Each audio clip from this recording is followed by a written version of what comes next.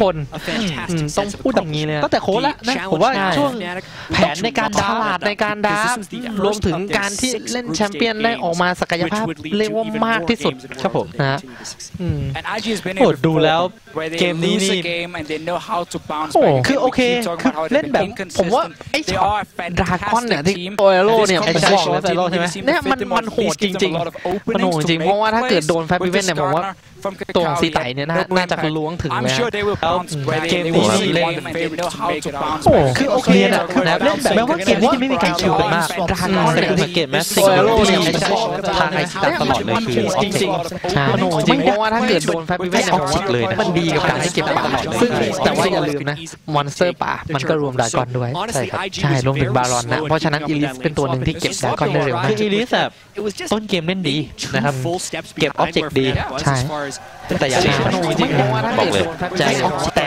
ถ้าสโนว์บอลอย่างนี้อีลิสเก่งใช่เก่งดีกับการเก็บสังเกตแล้วว่าเขาเล่นกี่ทีอีลิสมันก็จะคือเขาโผล่มาโคคูนแล้วพยายามทำจังหวะแต่ว่าแทงก็ไม่ได้แทงเน้นดาเมจด้วยในความที่ออกเป็นรูนเกมนะแต่ว่าถ้าอีลิสมาเล่นเลนเกมจริงๆมันไม่ได้แข็งเลยจริงๆรวมเป็นดาเมจที่ดรอปไปเพราะฉะนั้นอีลิสโอเคตัวเกมทำดาเมจได้ไหมมันทำได้ใช่มันก็ยังแรงอยู่แต่ว่าอิมแพคของการที่มันอยู่ในทีมไฟมันก็ไม่เท่าน้อยเช่นน้อยกว่าเรียกว่าอะไรเซจูนี่อะไรเซจูนี่หรือว่าจะเอาตัวของกากัสมายังดีกว่าถ้าจะมาเล่นในแบบไฟจ๋าๆนะทีมไฟจ๋าเล่นแทงถ้าอีลิสมันไม่ตอบโจทย์ในการที่จะมาเล่นแทงอยู่แล้วอีลิสก็สปิดพุชคุมวิชั่นครับใช่ความน่ากลัวของอีลิสคงมีแค่อย่างเดียวคือโคคูนไม่ใช่จะเรียกว่าไม่ใช่อย่างเดียวหรอกแล้วก็เป็นตัวจุดเด่นเบิร์สได้ด้วยเป็นตัวที่เบิร์สได้ด้วยเพราะฉะนั้นการเก็บพวกสกอร์คิวเนี่ยถือว่าค่อนข้างง่าย Fnatic and IG are teams where they have pulled out some crazy stuff in the past. At least we've seen a lot of weird picks. We didn't get to see that right here. I mean, this is what I expect to see more of, like these kind of picks in here, especially the bans as well with the 3-1 you mentioned, Mordekai's Lulu and Gangplank, and Darius coming in from Fnatic. So we didn't get to see the big surprise yet, but there's a lot more games today. Yeah, there really is. There's a lot more games throughout the entire group stage. I want to see just exactly how the rest of them pan out. We will be getting an interview ready for you guys shortly, but I think we actually are in fact ready. So let's head over to Shocks, where we can chat to a few members of the victorious Fnatic. Thank you so much, guys. As I am joined here by Huni and Yellow Star after that fantastic victory of Fnatic in the very first game of the stage over IG. Well, you guys had the fan support at the beginning. You have it even more now. Let's talk about the game a little bit first. Picks and bans, which were quite unexpected maybe coming out of the side of IG. How do you think you handled it? What was the hardest thing to deal with?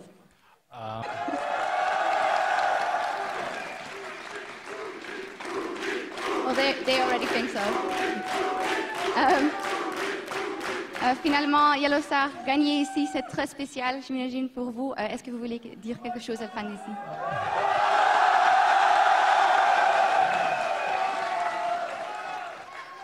Je pense que la raison pour laquelle on est venu ici pour la phase de poule, c'est parce qu'il y a le plus de matchs, le plus de jours, c'est parce que vous êtes le meilleur public, je pense. Hein?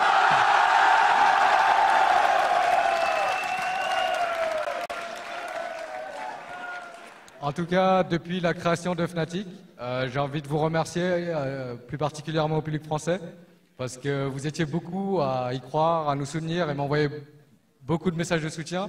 Et j'ai envie de vous dire merci encore une fois. Et c'est grâce à vous. Well, a lot of nice words from Yellow Star for the fans, thanking them and saying that they are one of the best crowds in the world, if not the best, and thank them for their support to Fnatic throughout the years. Well, thank you guys very much. What a fantastic start to the tournament for Fnatic. And as for us, we're going to go back over to the guys at the desk.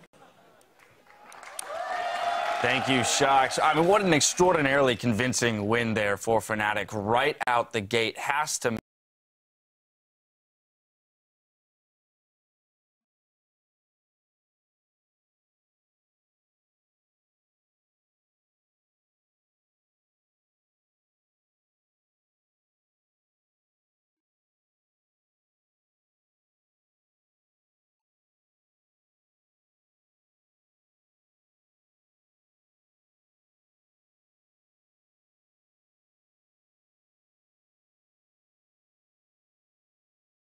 sure there's no vision so you can set up the engage. Because if you don't get that, you're not going to win that 5v5. I wouldn't even think it's just the Dragon. The laning phase in general was such a problem because I think with picks like that, you have to play so aggressive. You need to be the one that is pushing the enemy into their towers, and then you allow the jungler to do his thing. Kakao was farming the entire time. He got a Sightstone early. That is not the way you want to go about fighting a lot and fighting early. I want to get Yamato in here. What do you pinpoint as the failure for IG? I feel like the biggest problem with IG, I feel in the first rotation, they pick Skarner. Skarner is a champion that has so obvious weaknesses. And as Jad mentioned before, IG likes to play around their top lane. The first pick, Fnatic, like the Elise first pick was very, very good because it almost guarantees them to get the stronger 2v2 matchup.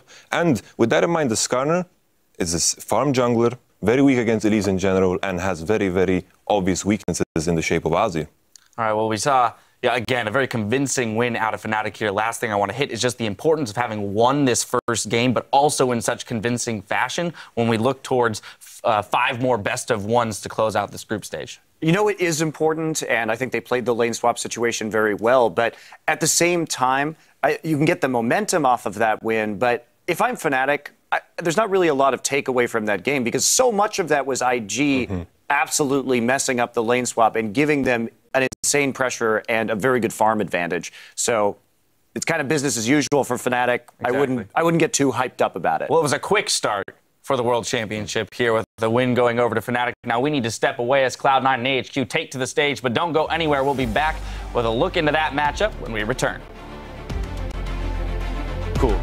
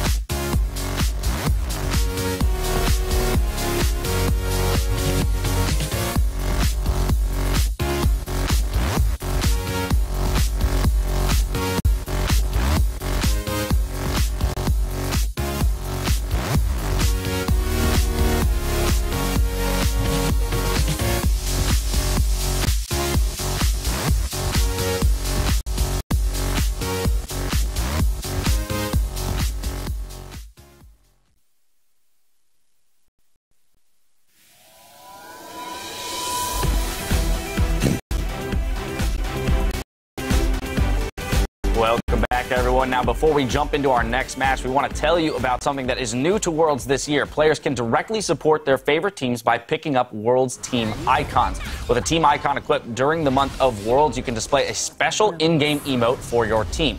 Now, after patch 5.21, the emotes will retire as we clean up the confetti, but the icons will stick around. Now, of course, let's jump into our next Rumble on the Rift between North America's Cloud9 and AHQ Esports. I want to start by looking at AHQ, who were the first team to qualify for Worlds by winning the 2015 LMS Summer Split back in July, going 28-3. So, rather commanding there. Historically, people have pointed to Westor, though, as the player to watch when we get to international play. Is that going to hold true coming into this year?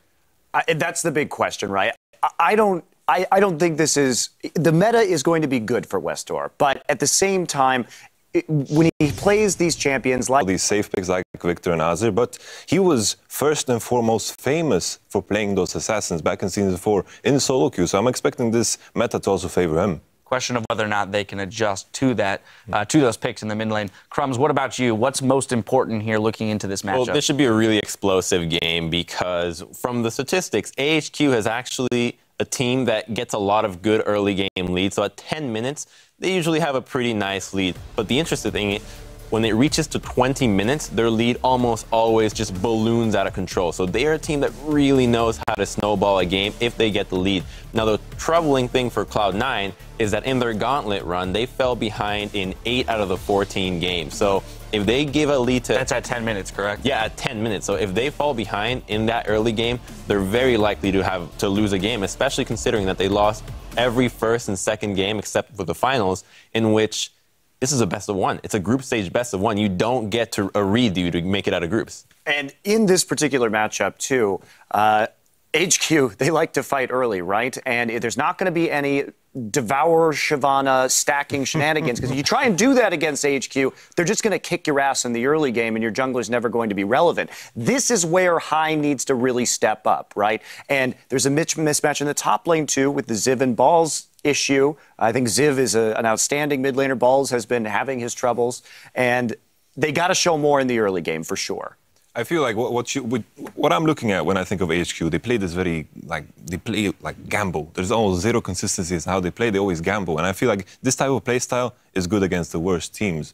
As an LMS, they don't really have any there's only the top 2 teams. And against Cloud9, I feel it's perfect because they are a bad team. All right, well, so they are a bad team, and that's how it is right now. And you can say, okay, they went through the gauntlet, but at the same time, that was not a challenging gauntlet. I mean, the teams that were in that gauntlet had absolutely fallen apart by that point, and it was basically just Cloud9 picking up the pieces. So with this consideration in mind, with the consideration that they aren't a very strong team coming into Worlds, what do we have to look to? What's that thing, that piece of hope that we can cling to going into this matchup? Where does C9 win it, if not for the Devourer Shyvana jungle? Laning phase. It's got to be the laning phase. I think it's High's shot calling. The shot calling. I feel Sneaky and Incarnation have had good individual performances. Karma Draven. What? Karma Draven win lane. Win lane, win game.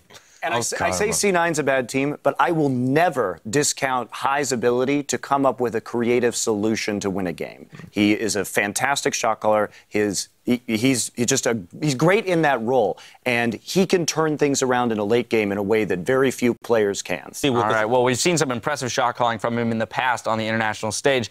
I have a feeling I know where this is going to go, but I'm going to go down the line and get your predictions nonetheless. This time around, we're going to start with Yamato. I think Cloud9 will go 0-6 in their group.